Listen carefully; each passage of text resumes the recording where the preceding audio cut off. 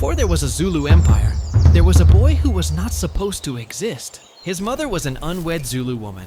His father was a chief who refused to acknowledge him. He was driven from his father's village at the age of 6, along with his mother, mocked, humiliated, and treated as something less than human by the people who should have protected him. For the next 10 years, he was nobody, an outsider, a boy with no clan, no cattle, no protection, no future. He would go on to build the greatest military empire in the history of sub-Saharan Africa. He would personally redesign the art of warfare, inventing tactics, weapon systems, and military doctrines that historians compare to Napoleon and Alexander the Great. He would transform a small clan of fewer than 2,000 people into a nation of 500,000, absorbing, conquering, and remaking every people he encountered. And he would do all of it in less than 12 years. His name was Shaka kaSenzangakhona. The world called him Shaka Zulu. And this is the story of how one of history's most extraordinary human beings built an empire out of nothing, using nothing but his mind, his will, and his absolute refusal to accept the world as he found it. To understand Shaka, you need to understand the world of the Nguni peoples of southeastern Africa in the late 18th century, because without understanding that world, you cannot understand what he changed or how completely he changed it. The southeastern corner of Africa, the region between the Drakensberg Mountains and the Indian Ocean coast, roughly corresponding to the modern South African province of KwaZulu-Natal, was home to dozens of related Nguni-speaking clans. These clans were not isolated savages. They were farmers and herders with sophisticated political structures, complex trade relationships, rich oral traditions, and cultural practices of considerable depth and beauty. But they were also small. Most clans numbered in the hundreds or low thousands. They lived in a pattern of constant low-level conflict, cattle raids, border skirmishes, competition over grazing land that consumed enormous energy without producing decisive results. Casualties were usually light, decisive battles were rare, and the political landscape changed slowly, as it always had. Into this world, in approximately 1787 or 1788, the exact date disputed, a boy was born to a Zulu chief named kaSenzangakhona and a woman named Nandi of the Elanjeni clan. The circumstances of his birth were irregular. Nandi and kaSenzangakhona had been involved in a relationship that was not properly sanctioned by either family. When Nandi became pregnant, the Elanjeni clan initially denied it, claiming she had an intestinal beetle called Ishaka rather than a child. The name Shaka, derived from the Ishaka beetle, was intended as an insult. It followed him for the rest of his life as a reminder of the illegitimacy and shame attached to his birth. Shaka spent the first years of his life in his father's village, but the acceptance he needed was never given. He was taunted by other children, excluded from activities, reminded constantly, by words and silences, that he was not fully legitimate, not fully accepted, not fully Zulu in the eyes of those around him. When Shaka was approximately 6 years old, a defining incident occurred. He had been given responsibility for watching his father's sheep, a task given to young boys. One day, a dog killed a sheep in his care. In the punishment and blame that followed, Nandi was accused of failing to raise her son properly. The accumulated hostility toward her and Shaka, years of it, found its outlet in this moment. Nandi and Shaka were expelled from the village. They walked away from everything Shaka had known, his father's home, his clan, his identity, and began years of wandering. They went first to Nandi's own Elanjeni clan, but found little welcome there either.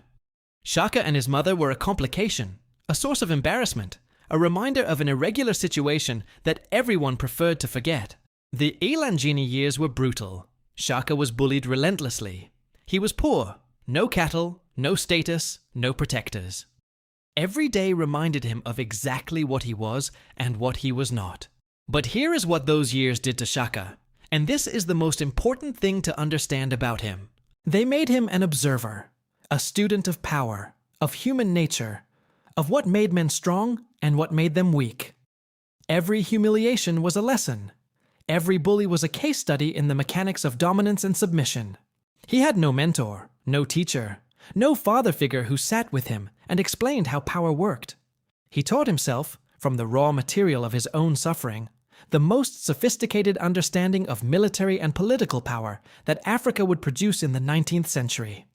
The turning point came when Shaka was approximately 15 years old. The Ilanjeni finally expelled Nandi and her son during a period of drought. One extra mouth too many. They found refuge with the Mthethwa people, one of the larger and more powerful clans in the region, ruled by a chief named Dingiswayo. Dingiswayo was a remarkable figure in his own right, a man who had traveled widely, possibly as far as the Cape Colony where he had encountered European ideas about military organization, and who was in the process of building the most sophisticated political system the Nguni world had ever seen. When Shaka came of age, Dingiswayo placed him in the Izikwi regiment, the military unit for young men of his age cohort. And here, finally, Shaka found his element. From the first moment he held a spear, something clicked into place. He was, by every account, a physical phenomenon. Over 6 feet tall at a time, when that was exceptional. Powerfully built, fast, with reflexes and physical coordination that set him apart from every other warrior in the regiment. But what set Shaka apart was not his physical gifts. Plenty of men are large and fast. What set Shaka apart was his mind. In the years Shaka spent as a warrior in Dingiswayo's forces, he developed ideas that would completely transform warfare across southeastern Africa. The first and most fundamental change was the spear. The standard Nguni throwing spear was designed for distance. You threw it and kept your distance. Shaka saw this as a fundamental flaw. Throwing your spear meant giving away your weapon. It meant fighting at a range where you had no control. It meant the battle was decided by who threw straighter rather than who fought harder. Shaka redesigned the assegai from the ground up. He shortened the shaft. He widened and lengthened the blade into a broad stabbing point. He added a larger counterweight. The result was the Iklwa, named for the sucking sound it made when pulled from a wound. He also redesigned the shield. The large cowhide shield he developed was not just a defensive tool, it was an offensive weapon. Shaka trained his warriors to use the left edge of their shield to hook their opponent's shield and pull it across the body, exposing the right side of the enemy, at which point the Iklwa went in under the armpit. In practice, this meant that Zulu warriors closed to contact range rather than staying at throwing distance. They got inside their opponent's weapon, and at close range, with a broad stabbing blade and a shield hook technique, they were nearly invincible against warriors armed with throwing spears. But redesigning the weapons was only the beginning. The tactical formation that Shaka developed to use these weapons is what military historians place alongside the greatest tactical innovations in history. Shaka called it the Impondo Zankomo, the horns of the buffalo. Every part of the formation was named after a part of the buffalo's body, and every part had a specific role. The chest, the isifuba, was the largest body of warriors. Its job was to advance directly at the enemy, close to contact range, and engage them frontally. Hold them, fix them in place, give them no room to maneuver. While the chest fixed the enemy's attention, the two horns, the Impondo, were already running. The horns ran wide, sweeping around the sides of the enemy force, meeting behind them, completing the encirclement before the enemy could react or retreat. The loins, the umuva, sat facing away from the battle. This was deliberate. Shaka had observed that warriors watching a battle became excited and committed too early. The loins sat with their backs to the fighting, controlled, fresh, waiting, until the commander identified where they were needed most. The beauty of this formation was its adaptability. It worked in open ground. It worked in hills and broken terrain. It worked against small forces and large ones. And once the encirclement was complete, there was no answer to it. Military historians have noted the parallel with Hannibal's double encirclement at Cannae in 216 BC, one of the most celebrated tactical achievements in military history. Shaka arrived at essentially the same tactical concept independently, from first principles, without any knowledge of Cannae or of classical military theory.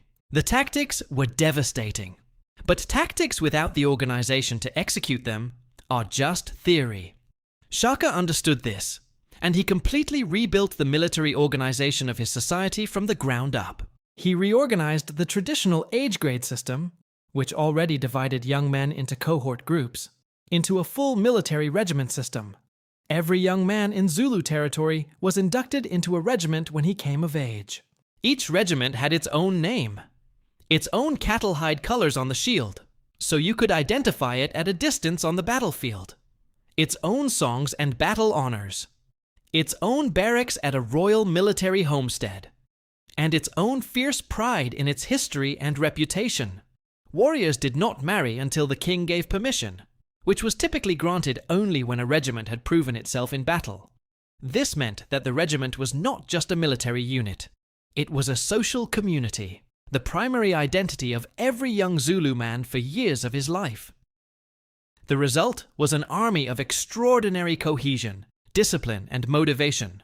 Warriors who fought not just for their king, but for their regiment's honor, for the respect of men they lived beside every day, for an identity that had been given to them and that they carried with fierce pride. With his new weapons, new tactics, and deepening understanding of military organization, Shaka became the most effective warrior in Dingiswayo's forces. Dingiswayo recognized what he had. He gave Shaka progressively greater responsibility, command of larger units, more complex missions, engagements against stronger opponents. In every engagement, Shaka's approach was the same. Identify the enemy's weakness. Choose ground that neutralized their strengths.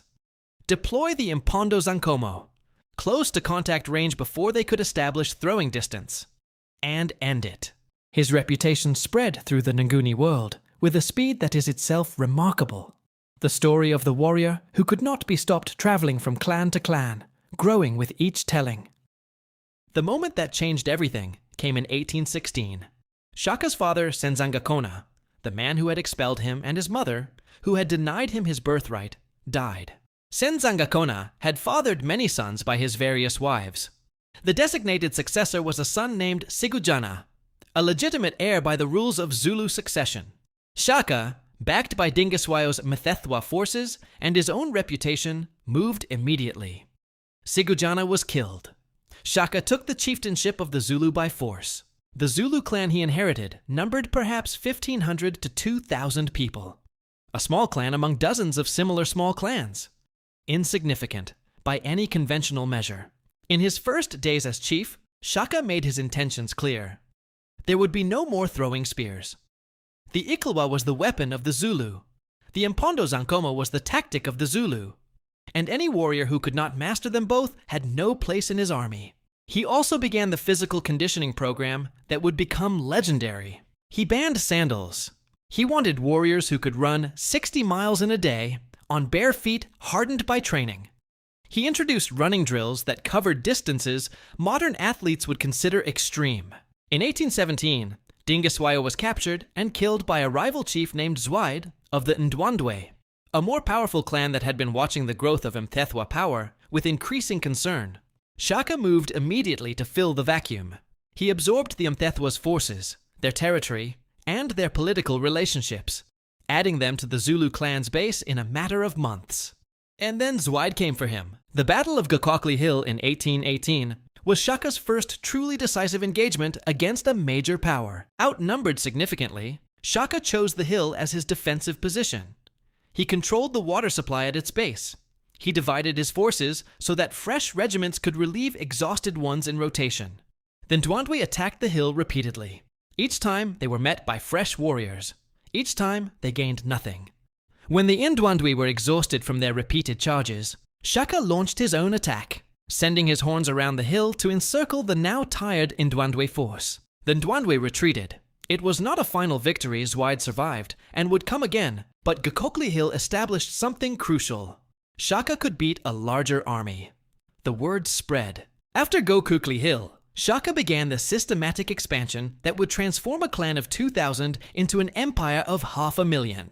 His method was not always direct conquest. Shaka was a sophisticated political operator who understood that you could not simply kill your way to empire. He gave defeated warriors a choice. Fight for the Zulu, join a regiment, adopt Zulu customs, become Zulu, or face destruction. Many chose to join. And once they joined, they fought for Shaka as fiercely as any born Zulu warrior. This was Shaka's great insight, that an empire grows not just by conquering, but by absorbing. Every people he defeated became, potentially, more Zulu warriors for the next campaign. The Ndwandwe under Zwayd remained the primary military threat. In 1820, the two sides met in a decisive engagement near the Malatuze River. Shaka's tactics were devastating. He sent units to destroy Ndwandwe food supplies before the battle, deliberately starving his opponent's forces before the main engagement. Then he fought the battle. The Ndwandwe, weakened by hunger and outmaneuvered by the Impondo Zankomo, were shattered. Zwayd fled north and never returned as a serious threat. After the Ndwandwe, no major power in southeastern Africa could challenge the Zulu militarily. Shaka's kingdom expanded outward with an almost mechanical inevitability. The expansion of the Zulu kingdom was not just a military story, it was the trigger for one of the greatest humanitarian catastrophes in African history, an event historians call the Mfecane, meaning the crushing. As Shaka's armies pushed clans from their territory, those clans in turn pushed others. The displacement cascaded across southern Africa. People fleeing the Zulu fled into their neighbors, who then fled into their neighbors, setting off chain reactions of violence and displacement that reached as far as the modern nations of Zimbabwe, Mozambique, Zambia, and Malawi. New kingdoms formed as refugee groups coalesced under strong leaders. The Sotho king Moshoshu gathered displaced peoples in the Maluti Mountains and created the kingdom that would eventually become modern Lesotho. The Swazi kingdom formed from refugees and remnants of clans shattered by the Zulu expansion. The scale of the human suffering was enormous. Entire regions were depopulated as communities fled. The bones of those who did not flee or could not keep up would be found by European travelers decades later. History has debated Shaka's responsibility for the Mfecane for generations. He set it in motion, but he did not control what the cascade produced, and many of the worst atrocities were committed by people fleeing his expansion, not by the Zulu themselves. At the height of his power, Shaka ruled a kingdom of several 100,000 people, stretching across most of what is now KwaZulu-Natal.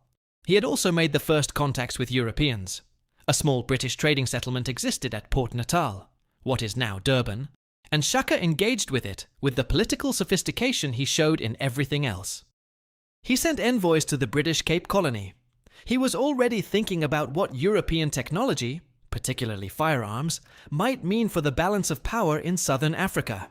But the same intensity that had built an empire was beginning to produce something else. After the death of his mother Nandi in 1827, something in Shaka fractured. Nandi had been, by every account, the most important person in Shaka's life. Her death triggered a period of grief that spiraled into something that his kingdom could not sustain.